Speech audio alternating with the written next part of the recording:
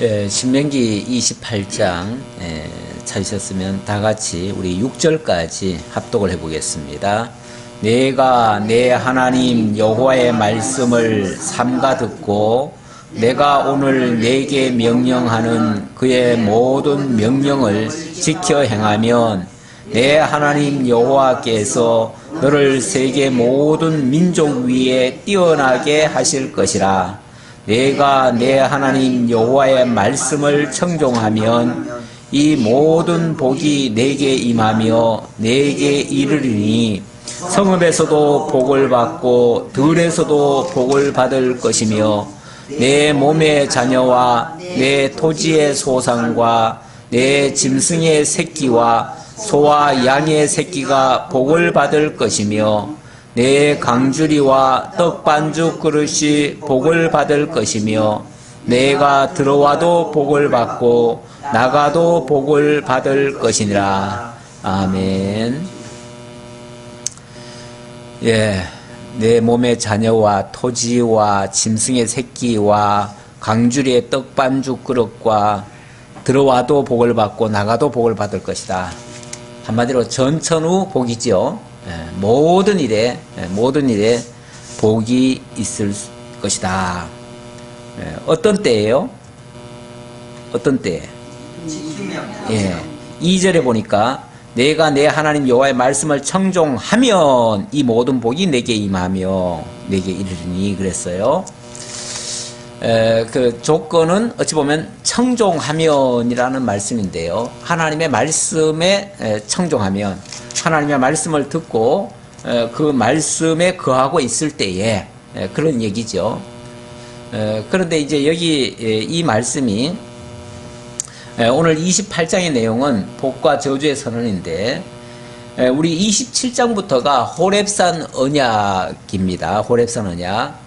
이 호렙산 언약은 이제 약속의 땅 가나안을 목전에 두고 이제 마지막 그 호렙산에 와서 마지막으로 다시 한번 재교육을 시켜주시는 그런 말씀이 되겠습니다.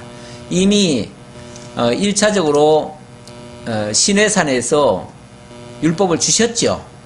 주신 것을 지금은 이제 2세대들입니다. 1세대들은 광야에서 다 죽었기 때문에 그 계명을 받은 자들이 지금 없어요.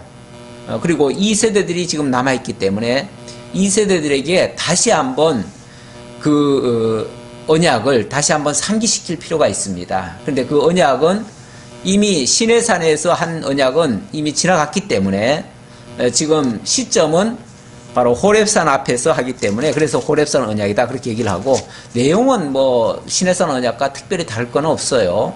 같다고도 볼 수 있어요. 그래서 재교육이다 이렇게 말씀드릴 수 있는데 먼저 지난 27장에서는 먼저 불순종자에게 경고를 먼저 했었죠.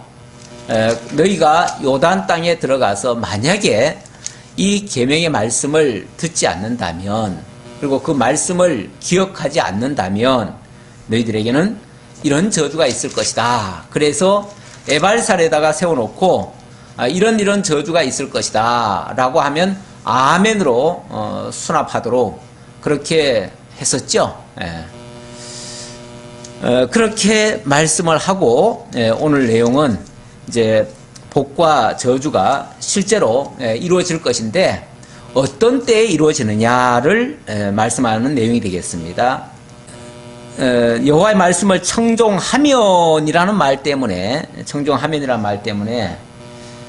이것 때문에 어떤 조건문으로 이해를 하시는 분들이 많습니다. 그래서 우리가 잘 청종하면 이렇게 해주실 것이다. 그러니까 우리가 복 받으려면 이렇게 잘 청종해야 된다.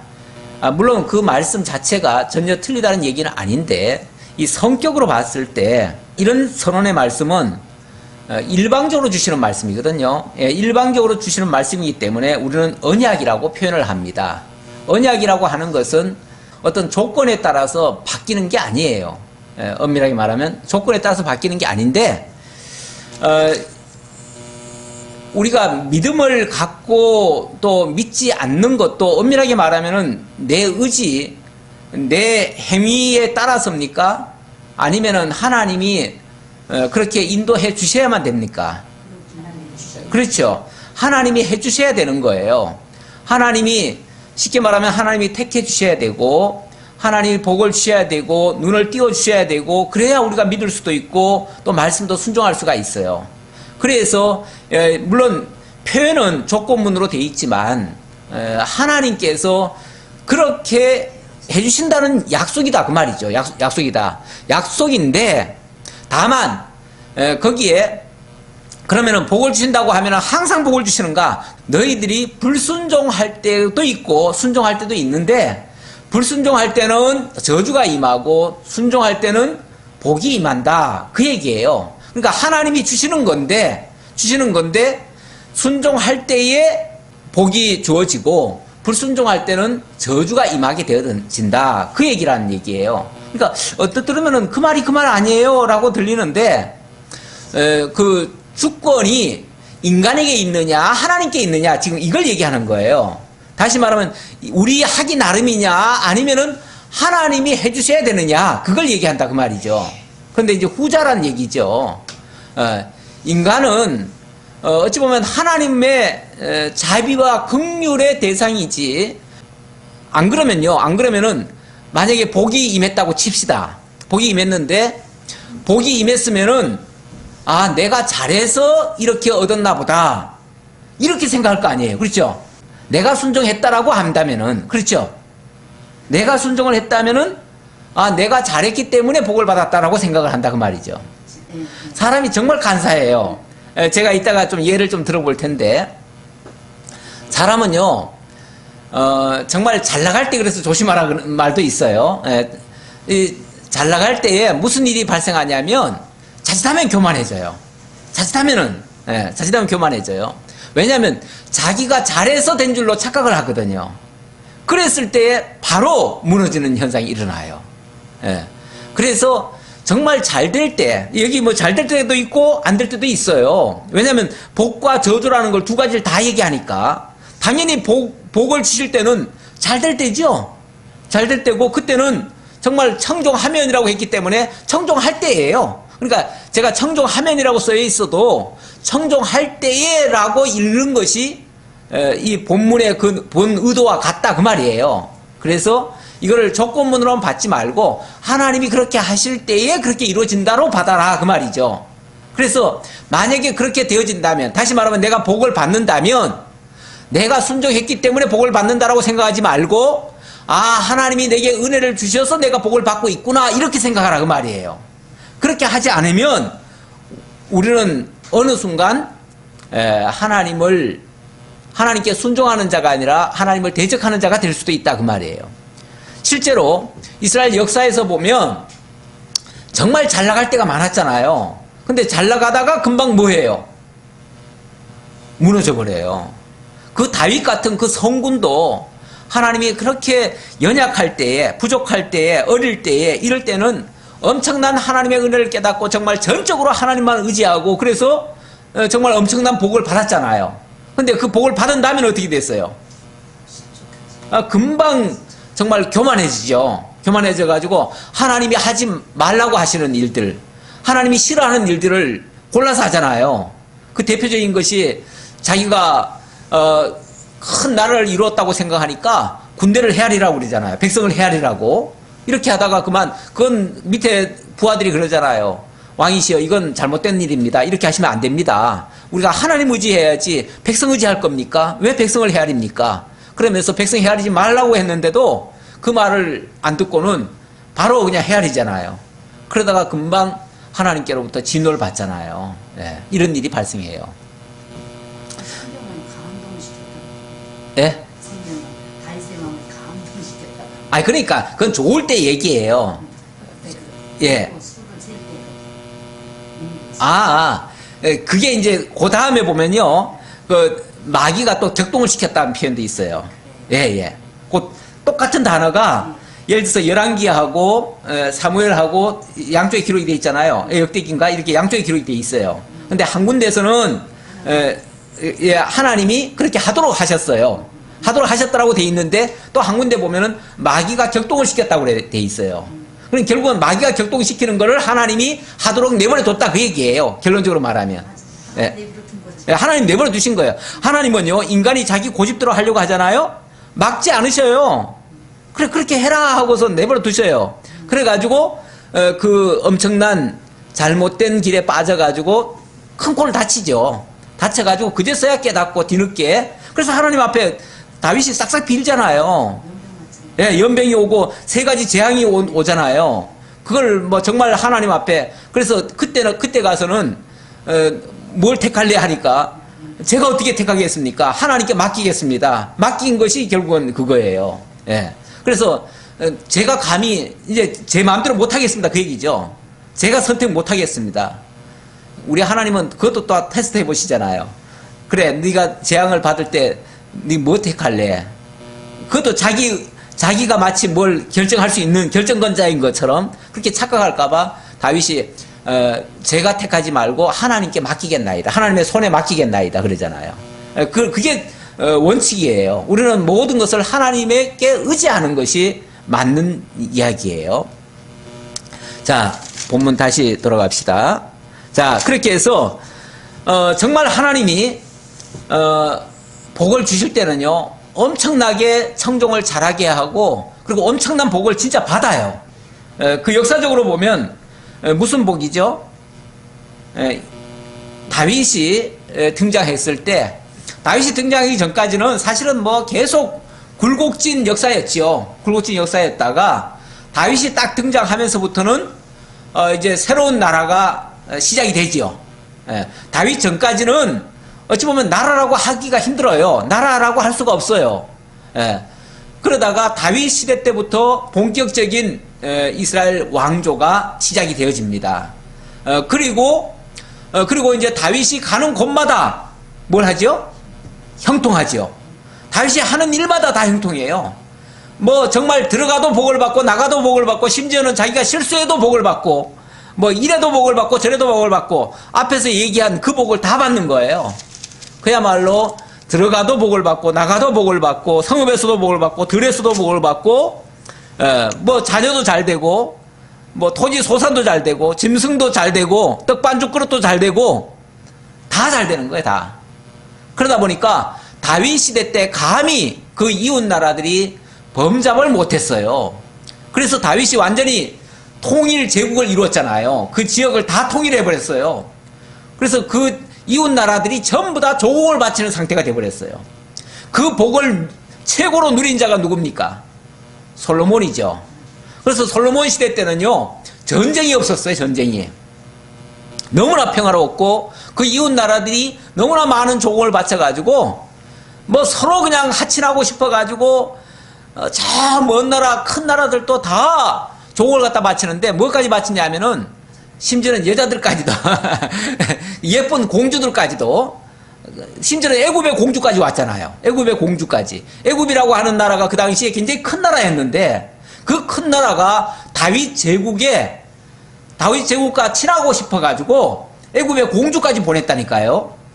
그러다 보니까 여기저기서 주는 대로 다 받다 보니까 나중에는 그냥 1000여 명의 여자가 돼버렸잖아요. 그때 이 솔로몬이 착각을 했어요. 솔로몬도 처음에 왕이 될 때는요, 굉장히 사실은 왕 자격이 안 되는 사람이에요. 그 사람이. 그렇죠? 예. 왜냐하면 정실 부인의 자녀도 아니고요. 그리고 뭐라고 할까요? 다윗의 그 불륜에 의해서 태어난 자녀잖아요. 그러다 보니까 정상적으로 왕이 될 수 없는 사람이었어요. 그러다 보니까 하나님께서 처음에 왕을 세웠을 때는 너무나 겸손했어요.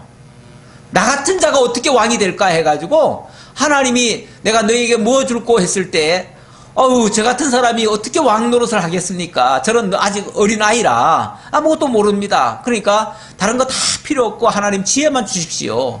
정말 하나님이 왕이시고 나는 그 하나님의 종로로 타겠습니다. 이런 마음이었죠. 그랬을 때 하나님이 엄청나게 많은 복을 주셨어요. 그러다 보니까 스바 왕까지도 그냥 막 엄청나게 금은 보화를 싸들고 와가지고 같이 하친하자고 했고 뭐 주변 모든 나라들이 다 그런 식으로 했어요. 그러다 보니까 그 솔로몬의 영화가 정말 말도 못했어요. 그것 때문에 성전도 짓게 됐고 또 왕궁도 어마어마하게 지었어요. 나중에 스바 여왕이 왔을 때에 막 감탄을 하잖아요. 감탄. 예, 감탄. 그래서 당신의 나라의 백성들은 너무나 복이 있습니다. 이 위험차고 이런 거에 그 막 정말 영광을 돌렸지요. 영광을 돌리니까 어느 순간 이 솔로몬도 나중에 가서는 완전히 정신을 잃어버렸어요. 예, 정신을 잃어버렸어요. 그래가지고 그 아내들이 하자고 하는 대로 다 했어요.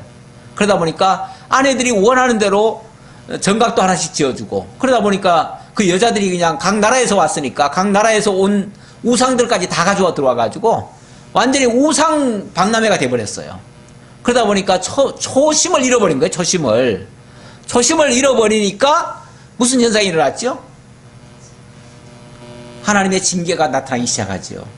징계가 나타났는데 이제 국내적으로 어려움이 좀 오기 시작해요. 오히려 외국에서는 다 존경하고 다 했는데 국내 안에서 반란이 일어나기 시작하죠. 예. 그래서 여로보암이 반란을 일으켰다가 처음에는 애굽으로 도망을 가가지고 수습이 되는 줄 알았어요. 그런데 이미 반란의 싹이 트면요, 그 싹은 언젠가는 나무가 되고 열매가 맺어요.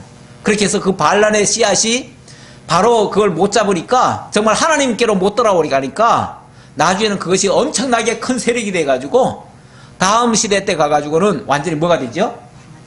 예, 완전히 나라가 두 쪽이 나버리죠. 또 르호보암 때도 얼마나 또 오만방자했어요. 르호보암이.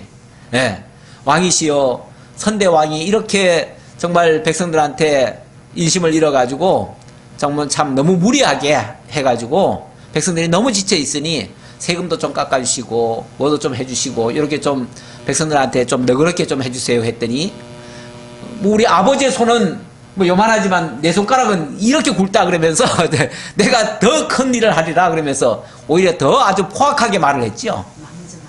예, 예. 이렇게 벌써 패역한 모습이 보이면 그건 망해가는 거예요.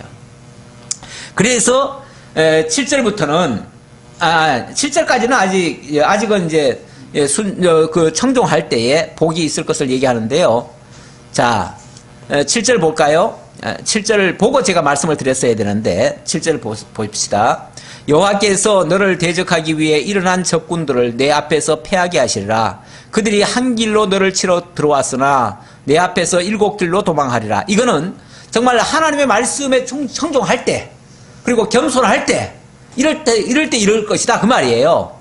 근데 정말로 다윗이 하나님 앞에 어린 상태였을 때 그때는 그랬습니다. 정말 하나님만 의지했고, 솔로몬도 어렸을 때는 그렇게 하나님만 의지했다가 이런 일이 있었어요. 실제로. 예. 그래서 내게 주시는 땅에서 내게 복을 주실 것이며 여호와께서 내게 맹세하신 대로 너를 세워 자기의 성민이 되게 하시리니 이는 내가 내 하나님 여호와의 명령을 지켜 그 길로 행할 것임이니라. 땅의 모든 백성이 여호와의 이름이 너를 위하여 불리는 것을 보고 너를 두려워하리라. 보세요. 다윗 시절, 솔로몬 시절 땅의 모든 나라들이 어떻게 했다고요? 두려워 떤다고 그랬잖아요. 실제 두려워 떨었어요. 오죽하면은 그 뇌물까지 갖다 바쳐가면서 하천하자고 그랬겠어요. 그 큰 애국까지도 그렇게 했겠냐 말이에요. 이 정도로 하나님 앞에 겸손하게 정말 하나님을 왕으로 삼고 나는 하나님의 종입니다 라는 심정으로 나라를 다스렸을 때는 정말 이런 복이 있었는데, 그렇지 않으면은 뭐 이거 바로 무너지게 됩니다. 여호와께서 내게 주리라고 내 조상들에게 맹세하신 땅에서 내게 복을 주사 내 몸의 소생과 가축의 새끼와 토지의 소산을 많게 하시며 여호와께서 너를 위하여 하늘의 아름다운 보고를 여시사 내 땅에 때를 따라 비를 내리시고 내 손으로 하는 모든 일에 복을 주시리니 네가 많은 민족에게 꾸어줄지라도 너는 꾸지 아니할 것이요 여호와께서 너를 머리가 되고 꼬리가 되지 않게 하시며 위에만 있고 하늘에 있지 않게 하시리니 오직 너는 내가 오늘 네게 명령하는 내 하나님 여호와의 명령을 듣고 지켜 행하며 내가 오늘 너희에게 명령하는 그 말씀을 떠나 좌로나 우로나 치우치지 아니하고 다른 신을 따라 섬기지 아니하면 이와 같으리라. 그래서 여기도 아니하면 이와 같으리라 했는데 아니할 때에 이와 같이 될 것이다로 이해하셔야 돼요. 그래야 본문의 의도가 정확히 나옵니다. 왜냐하면은 이거 언약이기 때문에. 지금 조건 계약이 아니에요. 계약이. 하나님이 인간과 무슨 계약을 맺은 게 아니에요. 계약을 맺었다 그러면은 네가 이렇게 할 때 내가 이렇게 해줄게. 그렇잖아요. 그렇죠? 우리 계약이라는 건 그렇죠. 기브 앤드 테이크잖아요. 주고 받는 거잖아요. 그러니까 너희들이 내 말 잘 들어. 그러면 내가 이렇게 해줄게. 요즘 뭐 북미 간에 그 뭐 협상할 때 보니까 내 말 들으면은 내가 뭐 너희들 잘 살게 해줄게. 이러더라고요. 그렇게 뭐 내 말 들으면은 그렇게 해준다. 사실 그것도 너무 일방적이죠. 근데 세상은 대부분이 다 계약 관계입니다. 세상은 계약 관계이기 때문에 그래서 기브 앤드 테이크예요. 주고 받고 뭘 하나 주면은 또 그만큼 받고 안 주면 안 받고 또 말 안 들으면은 보복당하고 세상은 그래요. 세상은 그런데 우리 하나님은 그렇게 하시는 게 아니고 하나님이 복 받게 하실 때는 순종하게 해서 복을 받게 하시고 또 복을 뭐 받으면 안 될 자에게는 불순종하다가 복을 잃어버리게 되는 이런 결과가 만들어지죠. 그래서 이거는 하나님의 의지가 먼저 있고요. 그 의지가 그들이 순종할 때와 불순종할 때에 각각 이루어진다. 그게 언약이다 그 말이죠. 그래서 제가 지금 언약으로 말씀을 드리다 보니까 이렇게 단순한 조건문으로 보지 말라 그 얘기예요. 자, 이거는 분명히 하나님 앞에 말씀을 청종했을 때 그리고 그 말씀을 간직하고 있을 때 이렇게 될 것이다 라고 했는데 실제로 역사 속에서 보면 다윗과 솔로몬 시대 때 이런 은혜가 있었다 라고 말씀을 드리고요. 자, 그 다음 15절입니까? 15절 내가 만일 내 하나님 여호와의 말씀을 순종하지 아니하여 내가 오늘 내게 명령하는 그의 모든 명령과 규례를 지켜 행하지 아니하면 이 모든 저주가 내게 임하며 내게 이를 것이니 내가 성읍에서도 저주를 받으며 들에서도 저주를 받을 것이요 또 내 강주리와 떡반죽 그릇이 저주를 받을 것이요 내 몸의 소생과 내 토지의 소산과 내 소와 양의 새끼가 저주를 받을 것이며 내가 들어와도 저주를 받고 나가도 저주를 받으리라. 조금 전에는 어찌 보면 신나는 말씀이었잖아요. 신나는 말씀이었는데 똑같은 그 표현으로 이번에는 정말 엄청난 저주로 표현을 하십니다. 언제 그렇게 된다고요? 바로 불순종할 때에 불순종할 때에 순종치 아니하여 행하지 아니하면 이렇게 얘기하는데 바로 순종치 아니하고 그 명령과 규례를 지켜 행하지 아니할 때에 이렇게 된다 그 말이죠. 그러니까 이스라엘 역사 속에 보면 순종할 때가 있고 순종치 않았을 때가 있어요. 분명히 있었는데 순종할 때는 분명히 하나님의 엄청난 복이 임했었고 순종치 아니할 때는 분명히 저주가 임했어요. 그러면 순종할 때는 좋고 순종하지 않았을 때는 굉장히 나쁜 일인가? 순종치 않다가 저주를 받으면 그건 무조건 나쁜 일인가? 어때요? 지난번에 에발산에 세워놓고 저주의 말씀을 막 선언하시잖아요. 그래놓고 뭐라고 그랬어요? 아멘 하라고 그랬죠? 이렇게 될 때에 이렇게 저주 받을지어다 하면은 아멘 하라고 그랬어요. 그러면은 저주 받는 것도 뭐대로 된 거예요? 하나님 말씀대로 하나님 뜻대로 된 거예요. 그러면은 저주를 받는 것도 결국은 하나님의 뜻대로 되어지이다. 하나님의 뜻대로 되었습니다 하고 하나님이 하셨음을 인정해야 돼요. 그러니까 이 세상에 이루어지는 일들 중에 꼭 복으로만 주어진 것만 진짜 복이 아니고 때로는 저주 같은 모습도 우리를 깨닫게 하고 우리가 지금 불순종하고 있음을 일깨워 주시는 하나님의 정말 그렇죠. 하나님의 자비와 긍휼이에요. 하나님께로 돌이키게 하기 위한 하나님의 특별한 은혜의 섭니다. 그런 얘기예요. 그러니까 무슨 일이 이루어졌든 결과적으로는 하나님께, 그러니까 깨닫는 게 중요해요. 깨닫는 게.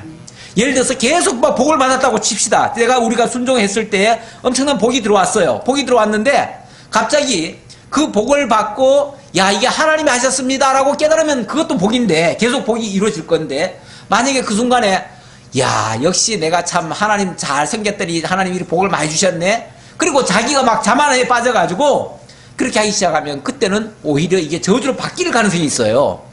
그러니까 그거는 결코 그거는 복이라고 할 수가 없어요. 왜? 그 다음 단계가 저주가 기다리고 있으니까. 그렇죠?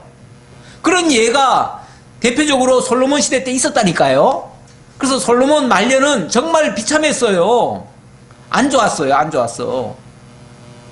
그러니까 물론 뭐 개인적으로 구원을 받았다 안 받았다 그거는 하나님 절대 주권이니까 그건 우리가 얘기할 바는 아니고요. 그러나 분명히 그 끝에가 좋지 않았던 부분이 있어요. 그러니까 우리가 끝까지 우리의 신앙을 이만하면 됐다라는 그 뭐라고 할까요? 그 방심에 빠져서는 안 되는 거예요. 자만이나 방심에 빠져서는 절대 안 되는 거예요. 오히려 그래서 잘 될 때, 잘 나갈 때 그때 더 조심해야 돼요. 그 욥이라는 사람이 얼마나 형통했습니까? 얼마나 잘 됐습니까? 그럴 때도 혹이라도 자녀들 중에 정말 하나님 앞에 잘못하는 것이 있을까 해가지고 그들을 위해서 제사를 드리고 이렇게 했다고 그러잖아요. 그걸 생각하면서. 그러니까 항상 깨어있는 자세, 항상 하나님을 의식하는 자세. 왜냐하면은 우리가 잘 될 때가 그걸 잊어버리기가 제일 쉽거든요. 하나님은 지금 뭘 문제로 삼으시냐면 네가 청종하느냐 안 하느냐를 지금 문제 삼는데, 만약에 우리가 잘 된다고 해가지고 청종 안 해버리면 여전히 재앙으로 빠질 우려가 있다 그 말이죠. 그러니까 오히려 잘 될 때 더 하나님 앞에 가까이 해야 되고, 잘 된다는 거면은 오히려 하나님 앞에 더 가까이 갈 수 있는 조건이 되는 거 아니겠어요? 옛날에 자동차가 제대로 없을 때, 그럴 때 사람들이 많은 기도를 했어요. 하나님, 저 집도 멀고 자동차만 사주시면은 내가 교회 열심히 다니겠나이다, 이렇게 기도한 사람들이 있어요. 그런데 자동차 이제 돈 좀 더 벌어가지고 자동차 사니까요. 그 다음부터는 놀러 다니기 바빠가지고 바쁜 일이 더 많아. 그래서 자동차는 분명히 있는데 교회 올 일은 더 힘들어요. 이거는 그 자동차가 오히려 그 사람을 하나님께로부터 멀어지게 하는 예가 될 수도 있어요. 그러니까 우리가 환경 탓하면 안 돼. 그러니까 환경이 문제가 아니에요. 환경이 좋기 때문에 내가 신앙을 잘 가질 수 있다. 내가 뭐 예를 들어서 안 좋은 일이 있었어요. 그 환경 때문에 내가 신앙을 지금 이렇게밖에 할 수 없다, 이렇게 핑계 댈 수가 없다 그 말이죠.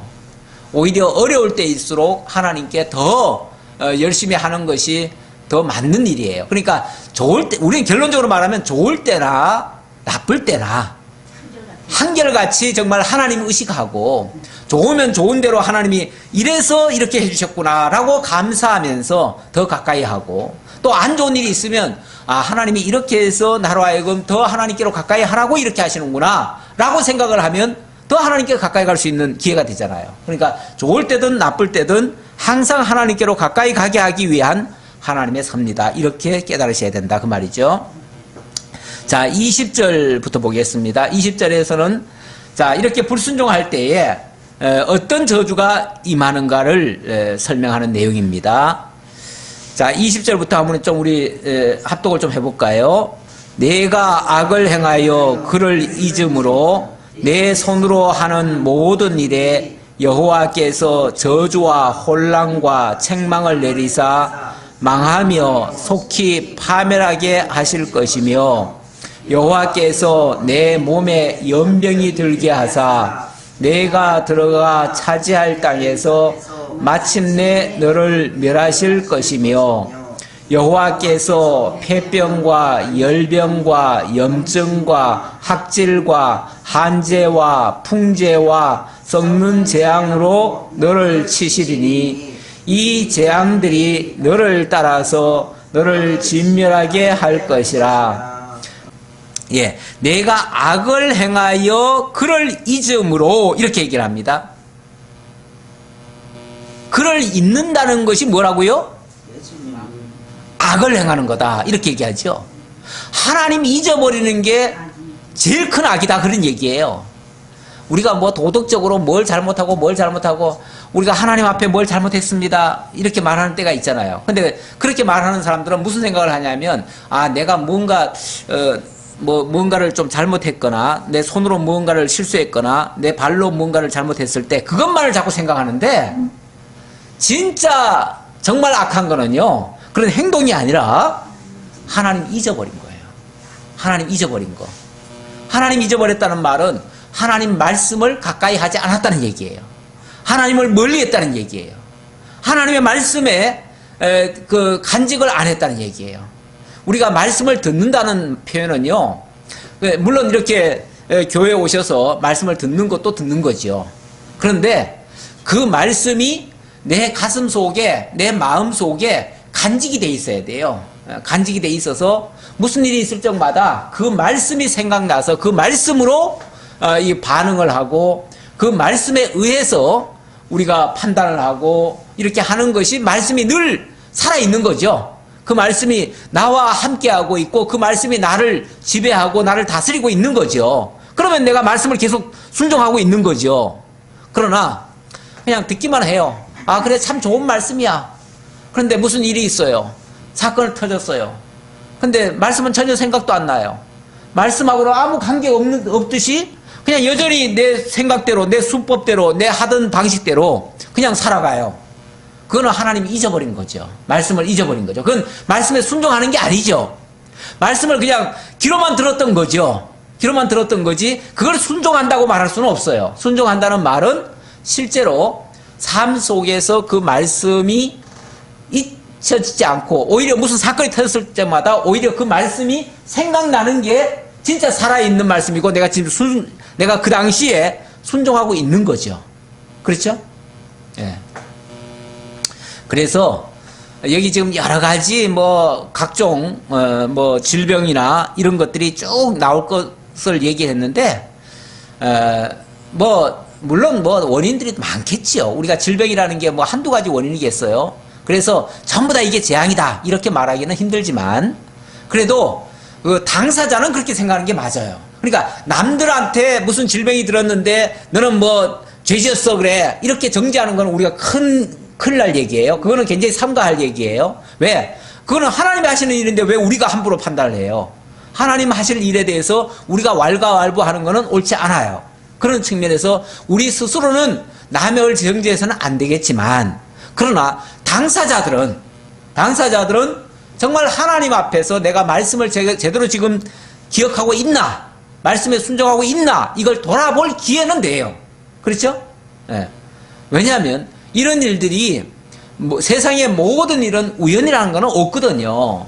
그렇다면 하나님의 특별한 어떤 뜻이 있을 것이다 라고 이해를 하고 만약에 질병이 들었다고 칩시다. 아, 그러면 하나님께서 무슨 뜻에서 나에게 이런 질병을 주셨을까?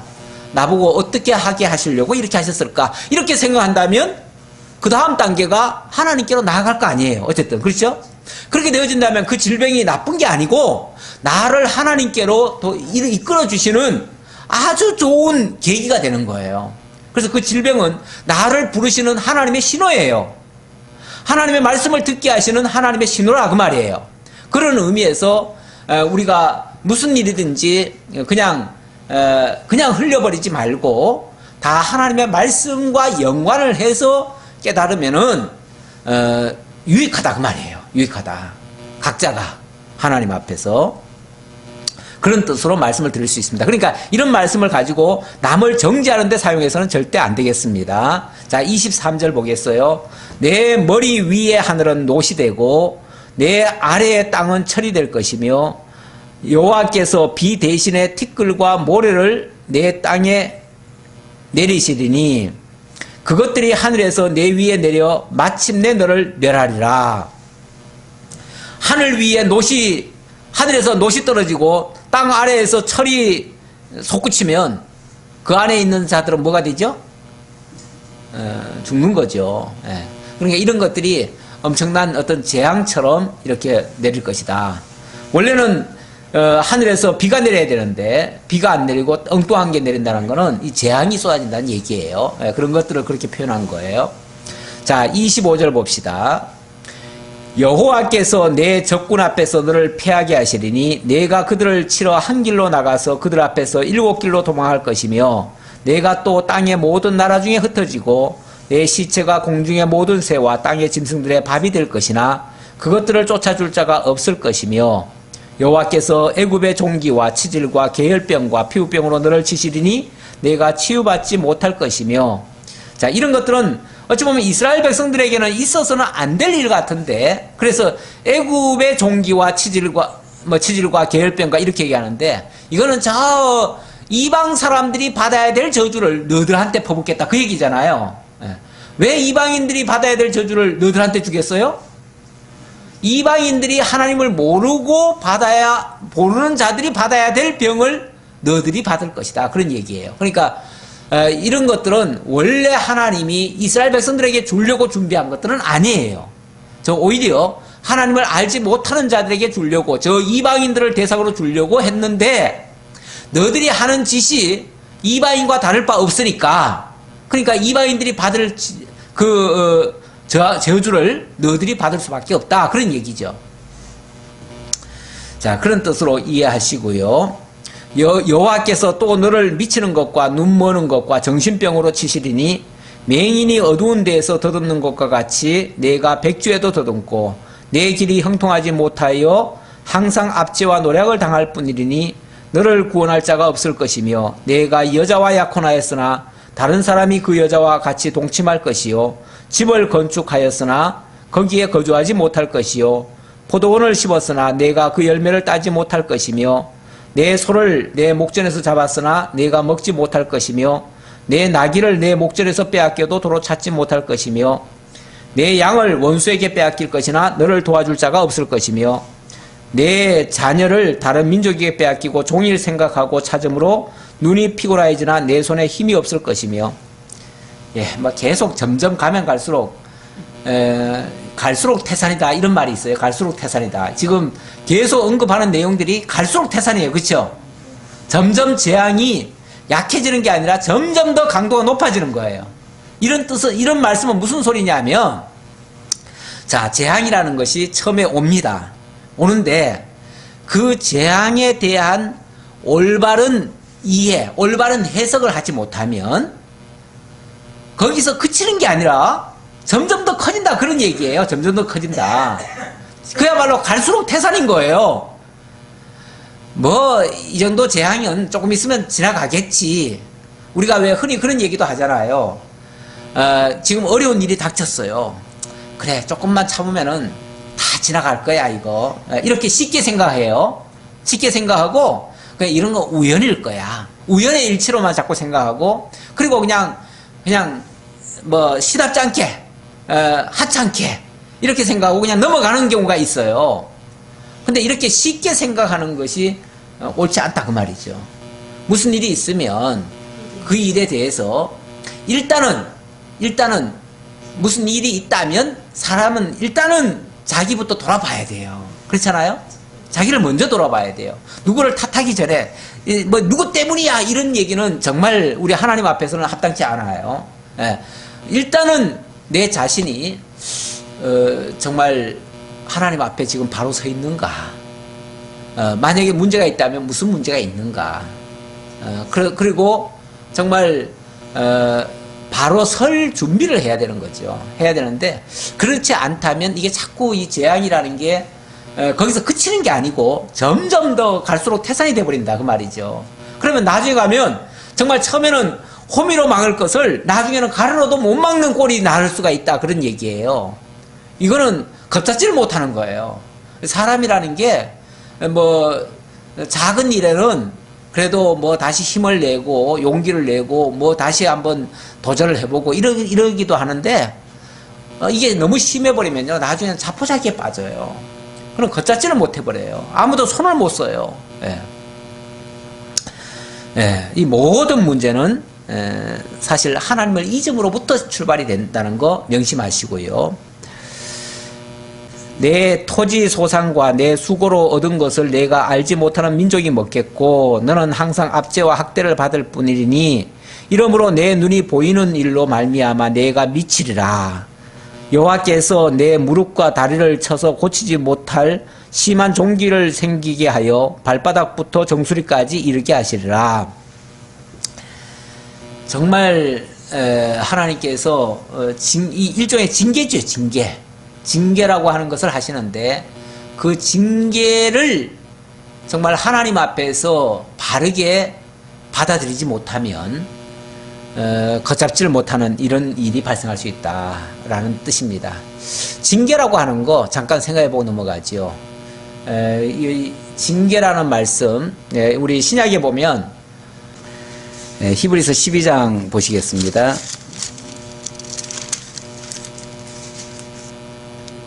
12장 5절 거기 보면 또 아들들에게 권하는 것 같이 너에게 권면하신 말씀을 잊었도다 일렀을 때 내 아들아 주의 징계하심을 경히 여기지 말며 그에게 꾸지람을 받을 때 낙심하지 말라. 주께서 그 사랑하시는 자를 징계하시고 그가 받아들이시는 아들마다 채찍질 하심이라. 너희가 참음은 징계를 받기 위함이라. 하나님이 아들과 같이 너희를 대우하시나니 어찌 아버지가 징계하지 않는 아들이 있으리요. 징계는 다 받는 것이거늘 너희에게 없으면 사생자요 친아들이 아니니라. 결국 징계라고 하는 것은 나쁜 게 아니에요. 징계는 하나님의 자녀들에게 마땅히 다 주어지는 일들이에요. 그 징계를 너희가 참으면 징계를 받기 위함이라고 그러잖아요. 그리고 아들과 같이 대우하시기 때문에 징계한다고 그러잖아요. 징계는 다 받는다고 했잖아요. 오히려 징계가 없으면 사생자요 친아들이 아니라고 그러잖아요. 그리고 11절에는 무릇 징계가 당시에는 즐거워 보이지 않고 슬퍼 보이나 후에 그로 말미암아 연단 받은 자들은 의와 평강의 열매를 맺느니라. 결국은 징계를 받는다고 하는 것은 그게 하나님의 징계라는 사실을 깨닫는다면 매우 유익한 것이다 그 말이에요. 물론 징계 당할 때는 그때는 힘들어요. 그래서 두 가지를 당부하지요. 징계할 때에 첫 번째는 주의 징계하심을 경히 여기지 말아라. 이거 별거 아니야 이렇게 생각하지 말라 그 말이에요. 그렇게 생각해야 되고 또 하나는 꾸지람을 받을 때 낙심하지 말라. 그러니까 가볍게 생각하는 것도 잘못이고요. 또 그것 때문에 콧바트리고 그냥 낙심에 빠져가지고 좌절하는 것도 잘못이다 그 말이에요. 오히려 하나님께로부터 마땅히 받을 걸 지금 받는 것이고 그래서 하나님께로 돌아가면 너무너무 이건 좋은 결과를 맺을 하나님의 특별한 섭리니까 오히려 이 일을 정말 이걸 전화위복이라고 그러죠. 오히려 이런 기회를 통해서 하나님께로 더 가까이 가서 오히려 모든 것을 회복시켜 주시는 그런 하나님의 은혜의 섭리를 깨닫는 것이 징계의 유익이다 그 말이에요. 징계 유익이다. 징계라고 하는 것은 매우 유익한 겁니다. 유익한 거. 오늘 35절까지만 했습니다. 기도하겠습니다. 아버지 하나님 감사합니다. 우리 하나님 저희를 너무나 사랑하셔서 때때로 우리가 하나님을 잊어버릴 때 하나님의 말씀을 듣지 않았을 때에 하나님께서는 징계라는 것을 통해서 일깨우시고 하나님께로 가까이 하신다고 말씀하셨습니다. 징계는 또 파이디온이라고도 했습니다. 아버지 하나님 우리를 양육하시기 위하여 하나님 앞으로 이끌어 들이시기 위하여 하나님과 더욱 가까이 하기 위해서 하나님이 자기 아들들에게 주시는 하나님의 은혜의 선물인 것을 기억하고 어려움을 당할 때에 오히려 하나님께로 더 가까이 나아가는 저희가 될지언정 그것 때문에 낙심하거나 또 가볍게 여기거나 또 그럼에도 불구하고 깨닫지 못해서 미련하게 어리석게 이렇게 나아가는 그런 어리석은 자들 되지 않도록 주님께서 인도해 주옵소서. 우리 교회 성도들 정말 진리 안에서 늘 자유함과 기쁨과 또 하나님이 주시는 그런 복에 참여해서 항상 은혜의 영광 찬양하는 정말로 행복한 자들 다 될 수 있도록 함께해 주옵소서. 모든 것 감사드리옵고 이제 돌아가는 발걸음 주님께서 지켜주옵시기를 간절히 바라오며 예수님의 이름으로 기도하옵나이다. 아멘. 하늘에